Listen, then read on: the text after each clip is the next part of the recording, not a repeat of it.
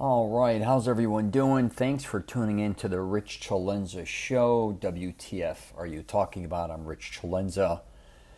I'm going to be doing a podcast today on actually my favorite character regarding all of comic books. He's a villain, he's the Joker. And I like him better than anyone else, DC or Marvel. He was just always my favorite character growing up. I used to collect comic books when I was younger. I even had Journey into Mystery, which was like the original Thor series. I think I had number 17 or 18. I don't even know where the hell that went. But I also had Star Wars 1 and 2, which I gave to my daughter about 6-7 years ago for her 16th birthday because she loves Star Wars. And a lot of my other comic books I just gave away when I moved to Florida, which I'm not saying I wish I had those, but a lot of them I do wish I still had because I had a lot from the 70s. And a lot of great comic books. But since the new movie The Joker's out with Joaquin Phoenix, which I went and saw with my daughter because my daughter, my oldest one, was an obsessed fan of Heath Ledger and The Joker, and I guess I was as well. I took her to see that at a young age, maybe too young, on the IMAX Theater in Orlando, Florida, Point Orlando, which is one of the largest screens in North America. We ended up going back and forth numerous times, and then they redid it. I don't know, a year or two later, we went back a couple more times. So she really, for some reason, just loved that performance. She originally loved Darth Maul and Darth Vader, and then she jumped into Heath Ledger. I even got her a life-size cutout board, and I had to get rid of that damn thing because every time I walked in the house, it scared the shit out of everybody. We thought we were being robbed, which was kind of funny in its own self. But I would come home and she'd lay in bed and go to sleep with it. She just loved the Joker. All of her clothing was Joker, sweaters, shirts. People were getting scared. I just thought it was a fad, which I think she she did eventually weed out of it. But she loved it. I loved that performance as well. And my daughter wrote a poem once about the family and how much she loved our family and blah, blah, blah, and gave it to me, and I thought it was awesome. So I wrote her a poem about 10 years ago. I worked on it. It was about the Joker because I know how much she liked him. And I never got to read it to her. So this week, or last week, when we went to see the Joker, just Joker with Joaquin, who did an amazing performance, I told her about this poem that I never really truthfully entirely finished or polished up, but I did write it and I worked on it for a long time and she wanted to hear it. So I videotaped it on YouTube, and so far I'm getting a pretty good response on it. So I know a lot of people may listen to my podcast, they don't look at my YouTube videos, so I thought I might just put the poem on a podcast because I think it's really pretty slick. And what I did was I went back and took all the dialogue that I loved along with her, and I wrote it all down because we used to watch it on DVD all the time. We're like nutcases with that Dark Knight movie. And I wrote down all that, which I had too many, and then I tried dissecting it and making a play on words with my spin on it. So I wanted to pretend like the Joker was the one saying this poem if he wrote a poem. So I'm going to read it to you. Let me get some water here if you're interested. If not, I got you. I'm not even sure if this is the type of podcast that somebody would want to listen to. But if you like the Joker, or I'm not going to get into Batman and all that shit right now. But this is something that I wrote. And I was surprised even that my daughter, she really was, I think, taken back on how kind of, the way the wording was. I think she expected something not as unique as this. But all right, here we go. It's called The Joker, the villain that loves killing. And here we go.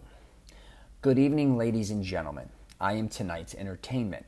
Now sit back and relax and take a listen to my arrangement. But first I'd like to introduce myself. Well, let me take a moment to think. I like to be known as an agent of chaos who can escape from any clink. I have no matches or prints, DNA nor record of any dental. But don't underestimate me, because I'm a man of my word and at times very sentimental. My clothing is custom. I carry nothing in my pockets but knives and lint. I have no names, no other aliases, but here's another hint. I've been diagnosed having problems when dealing with my anger. But I live by a saying, I believe whatever doesn't kill you only makes you stranger. Are you starting to figure out exactly who I am, but still have no idea where I come from? Let's just say I like to find my henchmen inside the asylum. I may look like a joke, but by no means am I no clown. Why so serious? You look nervous. You need to turn that frown upside down. My operation is small, but there's a lot of potential for aggressive expansion. I look like I'm a cross between the Crow with a touch of Charles Manson. You see, I'm a man of my word. I love to take advantage of the weak, but be very careful because I don't appreciate being referred to as a freak. I love to wear makeup, and I know it looks weird, but I'm just a man of simple taste. What's wrong? You're starting to look scared. You may end up underestimating me, and that's okay, because most likely I'm going to end up having to kill you anyway. Oh, now you must think I'm insane. You must think I'm out of my mind. You must think I'm deranged. You must think I'm unkind. But you better be careful, because I can easily find you. Me, I'm a little harder to find. Believe me, it's not going to be easy trying to figure me out. And believe me, most likely you never will. Oh yeah, I can't remember. How many of your friends did I end up having to kill? You have to remember, killing is making a choice between one life or another. If you haven't figured it out by now, I hate my father, but I'll never mention my mother. When I kill, I really love to use knives. Guns are too quick. You can't savor all the little emotions. How about I show you a little magic trick? You see, I'm just a man with simple taste, but I've come up with a plan. I think it's time we take back Gotham and kill the Batman. You ask me if it's so easy, why haven't I done it already? Well, let me see. I once heard that if you're good at something, you should never do it for free. The only sensible way to live in this world is without rules, and don't ever forget it. Take a look at my suit. It wasn't cheap, Maroney. You ought to know you paid for it. Listen, we need to address these problems, because Dent is just the beginning. And this town deserves a better class criminal, and I'm going to give it to them, so it's time you start listening. Here is my card, because it seems like you're getting curious. Why don't you call me when you're ready to get a little more serious? Well, hello, beautiful. You must be Harvey's main squeeze. You got a little fight in you. I like that. But I know who you are, and I can tell you're nothing but a tease. Everyone seems to think that Batman has made Gotham a safer place. I'd have to agree, considering he's the one who put a smile on my face. You know, you can't rely on anyone these days. You got to do everything yourself. Speaking of which, do you know how I got these scars? You think someone else did it, or I did it myself? I've decided not to kill the Dark Knight. I've had a change of heart, and why should I have all the fun? But as far as you politicians go, you can't hide any longer. So if I were you, I'd start to run. There's my little Batman on his little motorcycle. Come on, you want to play? Come on, hit me, because if you don't, I'm going to shred you like paper mache. Oh, we finally get to sit down face to face. I thought we were going to play the good cop, bad cop routine. I like your costume, and I always wanted to ask you, how do you keep it so clean? I want to know, though, that I feel as you complete me. However, there's no going back, my dark-knighted friend. You've changed things forever. Don't talk like one of them, because you're not. And even if you wanted to be, to them you're just a sideshow freak. Just like me. They need you right now. When they don't, they will cast you out. You see their morals, their codes, it's all a bad joke. So they sit around and pout.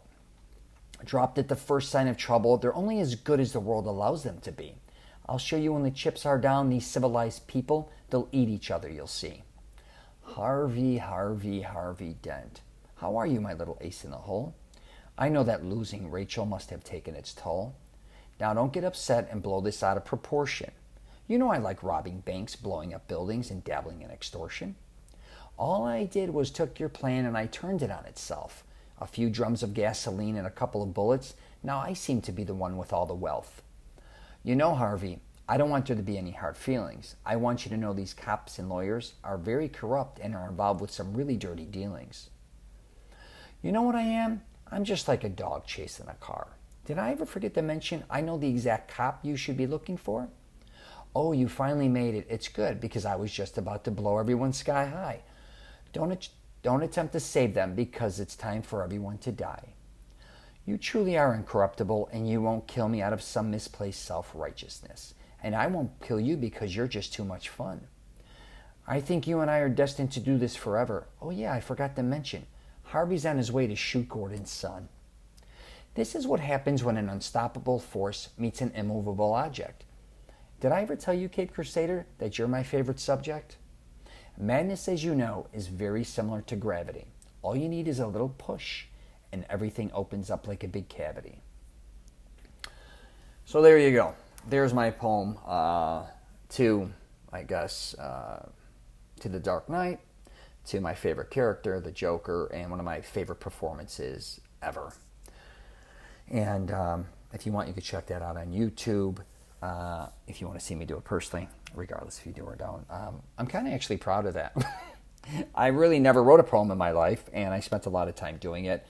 And it was kind of just a way to express, I don't know what the hell it was, just to get something out. And once I kind of get obsessed with creating something, I have to complete it, which is a strength and a weakness sometimes. But if you have the creativity bug and you've never started, I tell people, just start writing anything, or just start talking into your phone, into a voice memo, or record yourself. Because there's so many talented people out there that I see all the time, and they literally or they just don't have the balls to start, or they want somebody else to do it with them, or they want somebody else to do it for them, and they put up all these barriers. But yeah, there you go. There's the Joker. Like I said, you might want to check out my YouTube channel. Lately, I've been putting up a lot of things regarding fitness, but I also did a thing on reading yesterday. I did it in Tampa, actually, or in the Tampa area. And if you're someone who's looking to read more, but just, you just haven't started or haven't found the time or the right way to go about it, I think we've been so distracted with so many things going on in our lives, between computers, phones, television, all these different types of things. I think a lot of people out there want to read, and I think the average person now reads less than one book a year. But what I've discovered over the years, for me, what helped me read, is going to places like Barnes & Noble's, Books A Million, Borders went out of business, or even a library, but I'm not a huge library fan for some reason. They're almost too quiet for me. But I love going to Barnes & Noble's. You can even get 2 of my books through Barnes & Noble's website. But I go to Barnes & Noble's, and what I've learned over the years is I grab a few books that I'm very interested in, and I don't read them entirely. Now, if I do read parts of the book and like it, then for sure I'll read the entire book. But I think too many people get obsessed starting a book and then having to finish it. And you don't have to do that. A lot of books are going to take up a lot of your time, and they're not that great, the truth. I mean, that goes for anybody. I mean, some are magnificent, but a lot of people get caught up thinking if they started the book, they have to finish it. And then they never finish the book, nor do they ever research other books. So I talk about going to a Barnes & Noble's, like I said, and just researching a lot of different books and reading different chapters, looking at different things throughout the book and kind of skimming through them. And you'll start reading, and you'll just start having fun, I think, too, because the thing isn't just about the one book. It's almost like having a catalog of all the things you may be interested in, subjects there, and just sitting there for a couple hours and going through them. And the more you do that, the more you start to read, and the more things you start to learn.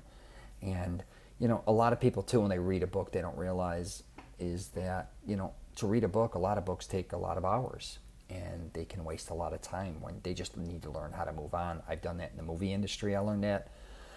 I go to a lot of festivals and things, and I'll give a movie 10, 15 minutes. If I don't like it, I dip out and move on. And I know a lot of people will be like, oh, you don't know how it ends, or this or that. I'm not saying that a lot of movies start slow, or that they're not all great, or they don't have great endings, but I just have to find what I'm interested in.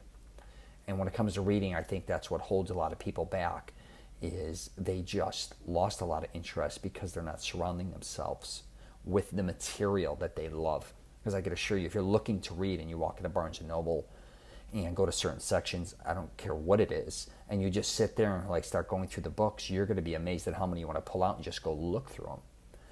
So anyways, I just thought I'd add that. I'm on LinkedIn, Twitter, Facebook, and Instagram as well.